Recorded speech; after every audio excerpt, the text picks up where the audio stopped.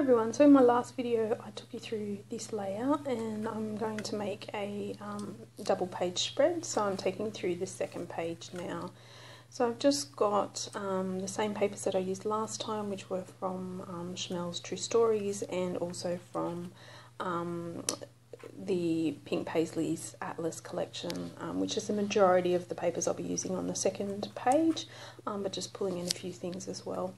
So this is like an ombre striped pattern, and I'm just cutting what will be a bit of a journaling card sort of style from that piece, and then the background is like an arrow paper, and I've also got the pink triangles there that I'm mounting some 2x3 photos onto. So I've got those 3 photos which appeared on the previous layout, just in a smaller size, and then I've got a 4x6 photo that's going to go with that, but I'm just using that tone on tone pink to create a little bit of a matte for the photo, and then angling those photos to create a little bit of interest. So just looking at the placement of those photos now, obviously the small photos are a bit of a close-up and the larger photo is a bit more of a shot away from what was happening on the day, and then just starting to play around with the placement of those papers. So that grey paper with the white text on an angle is also from the Atlas collection. Then I had these few cut apart pieces left over from Shimelle's True Stories, and I was just sort of deciding which ones might go. I end up just using that light bulb, and the others I don't use, but I pulled them out to start with when I was looking at how to design the 2-page spread, just to see whether I'd be able to go with those. I'm just playing around with the layout a little bit, figuring out where the papers are going to go, and then obviously decide that I'm happy with where things are and start sticking things down a little bit more. So I didn't pull out any new supplies for this layout. It was all using the stuff that I had pulled out in the previous video, and I really sort of was trying to use up some of the things that I had pulled out, and just including those on the second page of the layout. And I know I mentioned this in my last video, but I was quite surprised at how well these two collections do go together, and I found it quite easy to just pick and choose papers from each of the collections. So I decided where things are going to go and start to stick down, and then from here I'll start to look at the little sort of embellishments. So I do try adding that card again and then move it off to the side and decide that it's not going to work. I did try using this die cut from Heidi Swap in the last layout, and decided it didn't go there, but I do end up using it in this layout and think it works really well. And that's the other little label cut apart sheet that I used one of the others in the other layout, and I can't tell you which collection because it's just been sitting on my desk for a while, and to be honest I can't remember. So I'm using those little striped pieces again from Shimelle's collection. Thought that just sort of looked a little bit like washi tape, almost like strips of washi tape, and just create a bit of interest. So I've chosen the same colours, the blue and the pink, and you'll see at the end these layouts, while I've used fairly different background papers, they do tie really well together because I have used similar elements of embellishment, a couple of similar papers, and just obviously the photos are very similar because they were taken on the same day at the same event. So they do sit quite well together, these 2 pages at the end. And just playing around now with where I'm going to put those. I've angled those little bits of paper so that they create a little bit of interest. It's not a very blocked layout, this one. It is quite, it has quite a lot of movement to it. You'll also see that I've got a few of those little photo frames from Shimelle's collection that I will use to embellish this layout as well. I really love that light bulb cut apart, and I did consider bringing in some other light bulbs that I have which are wood veneers, but I didn't use any wood veneers on the other page, so decided that probably wasn't the best way to go, and I was trying to stick with very similar sort of embellishments that I had used on the opposite page. So just adding some dimension to those photo frames, and then decide that I don't actually want dimension where it's sitting underneath the photo, so I then remove those and I'll adhere that down with double-sided tape. I also decided that I was covering up too much of that little strip of blue striped paper, so just moved that over before adding in that little photo frame there. And they're really cute, these photo frames. You get, you know, there's probably 25 on the 12 by 12 page, so you get lots of ways to cut it out, or you could use it as a whole sheet. And if you have the 6 by 6, then obviously you're getting the exact same style and number of photo frames, but much smaller in design, so they could be smaller embellishments on a page. And one of the things I do really like about that Shimelle collection is there's lots of different options for things to cut apart on the 12 by 12 sheets, so that works really well. If you are on a bit of a budget, you don't have to purchase a lot of embellishments, which is sort of how I did this layout as well. So a lot of them are die cut from plain cardstock.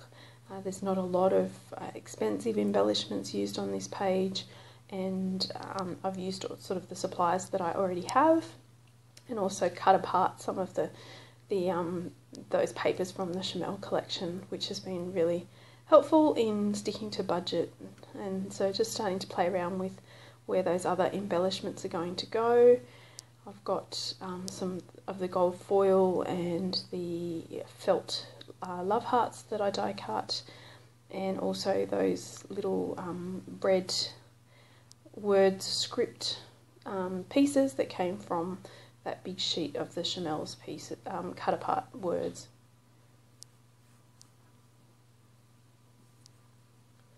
So just playing around with the placement of everything, deciding on the layers and how they're going to look, and just, yeah, sort of figuring out what I like best. I've got sort of 3 areas of embellishment there, so each area will have some gold foil, one of those pink love hearts, and one of those red word pieces, and then I just start layering those up.